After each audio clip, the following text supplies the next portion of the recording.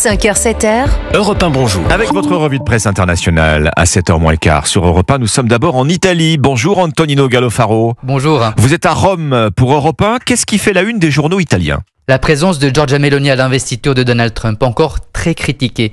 Pour la première ministre italienne, seule leader européenne présente à Washington, l'objectif est clair. Que l'Italie soit un pont entre les États-Unis et l'Union européenne, assure-t-elle, citée par l'agence de presse ANSA.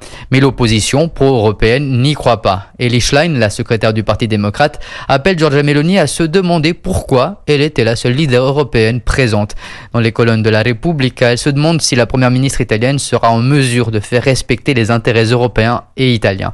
La réponse de l'intéressé est sèche et directe. Que devais-je faire selon la gauche ? Envoyer au diable le principal allié de l'Italie et de l'Europe ou avoir un rapport cordial comme je l'ai eu avec Joe Biden, se demande-t-elle, comme le rapporte Il Corriere della Sera. Nous partons maintenant au Brésil, Jean-Claude Gérès. Vous êtes à Rio pour Europe 1. De quoi parlent les médias brésiliens ? De la décision du gouvernement de réduire le budget consacré à la gestion des risques et des catastrophes naturelles en 2025.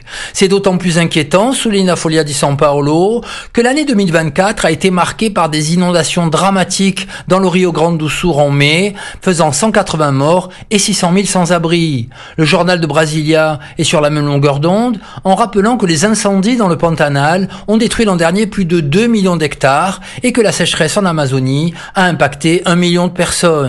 La Gazeta do Povo précise que le budget pour 2025 prévoit 107 millions d'euros pour la gestion des risques et des catastrophes, contre 120 millions d'euros l'an dernier.